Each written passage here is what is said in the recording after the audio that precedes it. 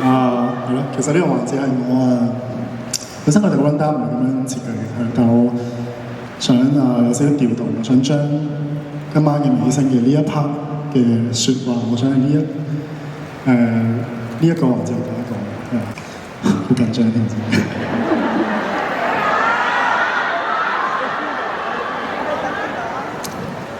想講，其實你哋知唔知以前我係點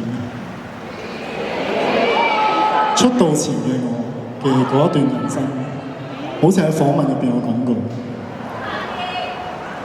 係啊，好百厭啦。我唔係一個真係一個好懂事嘅年青人嚟嘅。其實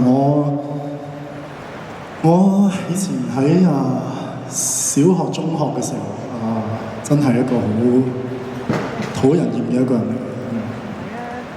因為自己嘅性格啦、身形啦、學習啦，其實我都唔係一個好得人中意嘅。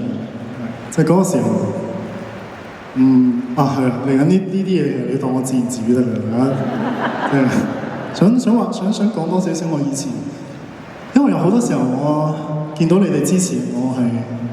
可能出道之後嘅一啲嘢可能有啲訪問我講得又唔係好多所以其實今日呢個環節可能就想話俾大家聽一個最真實嘅我以前係點樣。其實你哋聽完之後，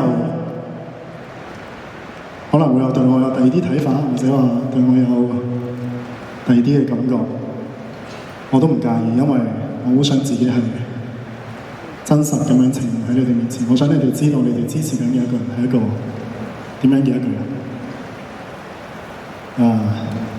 係咯，以前嘅我就係一個咁大嘅人。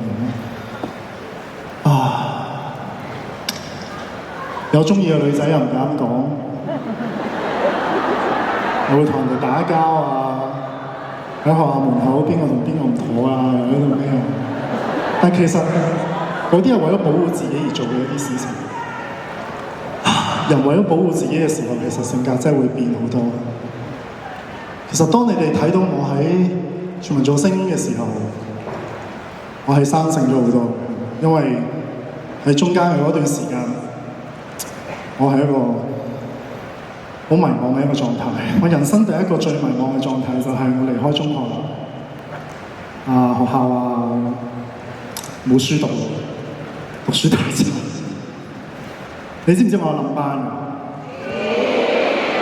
不過你好多人知嘅係，我冧咗2年班嘅。嗰個時候我唔好意思同大家講，我冧咗2年班，所以話其實我淨係讀過科1嘅。我喺以前嘅訪問入邊講過話，我自己淨係讀過科3，其實係假嘅，因為覺得好丟架。你諗下，科1嘅有幾難啫？我點樣讀都讀唔到。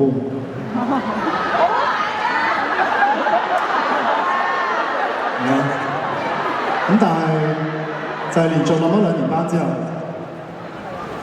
學校社工我自己都覺得冇辦法，可能讀書呢條路唔啱我，就另外去 part time 啦。仲記得嗰個時候喺一個 coffee shop 度 part time 喺中環。嗰時好迷茫喺度執緊垃圾嘅時候將來點咧？社工呢個時候就話：你要做住嘢先啦，我會幫你繼續揾一啲其他啲職業學校。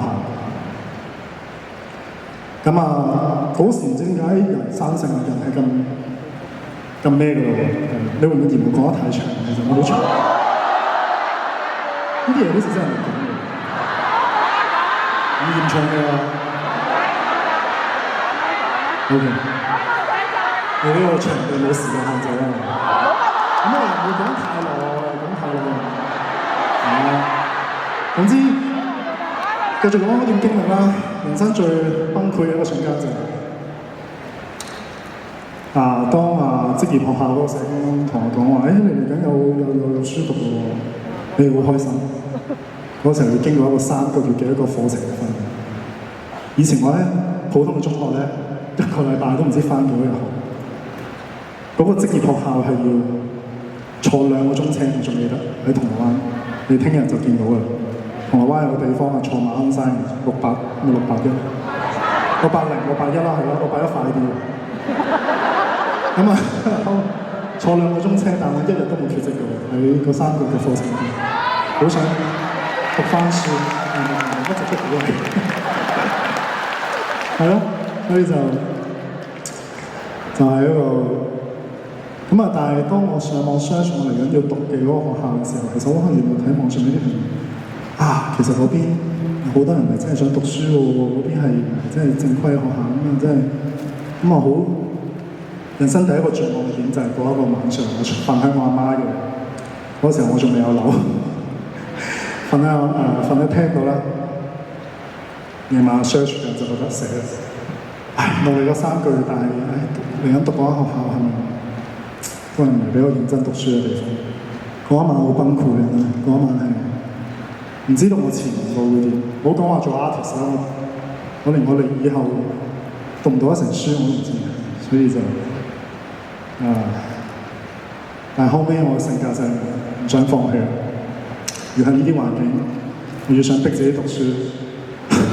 嗰時第一次約阿 Sir 喺麥當勞學下數學，嗰時候數學好難，我買嗰啲1年班嗰啲參考書，係咪好勵志啊？但係我話俾你聽，我都係唔合格嘅，基礎太差啦。咁啊，總之正經噼里啪啦好多嘢之後咧，我遇到一個總之喺學校都照讀書啦，咁但係心目中都有個夢想嘅，就係都係好想做下歌手咁啊！參加咗內地嘅一個比賽啦，參加咗一啲社區嘅比賽啦。其實都唔知得唔得。嗰時候我連初賽都入到去，喺香港有一個團區嘅比賽，俾200蚊我記得，都係唔得。咁跟住就，嗰個係人生參加泛藍星嗰個比賽淘汰咗之後，我人生第2個崩潰嘅點。嗰個第2個崩潰嘅點，都係唔想放棄。咁啊上網 search， 俾自己1年嘅時間，遇到全民造星。咁啊全民造星好順利啦，係咪？我前幾日都睇到自己以前嗰啲表演啊，或者咩過程係真係幾順利嘅。都好開心啊！喺呢個比賽入邊有一個咁好嘅成績，直到今日都大家因為呢個節目認識我哋支持咁啊。但係出道之後嘅第3個崩潰點就係一個可能大家好多人以為係個數嗰件事啦。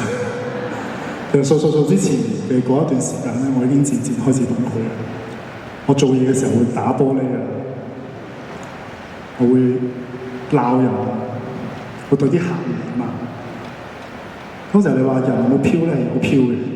喂，講真，咁快紅點會唔飄啊？但係我好多謝身邊嘅一啲人將我拉翻嚟。嗰個時候人生第3個崩潰點，其實數之前嗰個事之前已經崩潰。好彩我都捱過咗，希望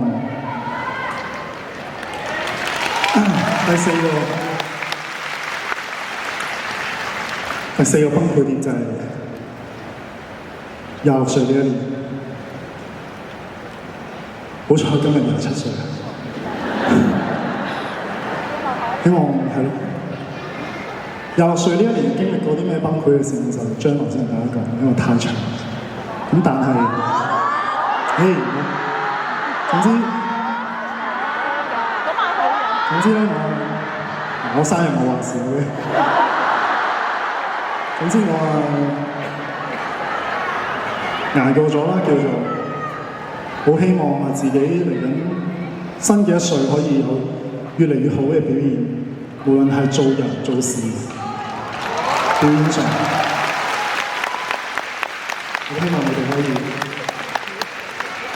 記住，無論有幾咁難嘅時候，你想放棄又好，你想咩都好，係好老土嘅。好多人講過話唔好放棄，但係當你真係遇到嘅時候，唔放棄嘅話，真係係幾咁難嘅一件事，講真。係咯。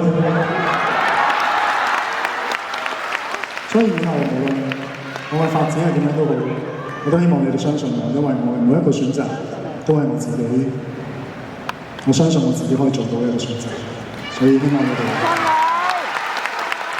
好嘅，講完啦。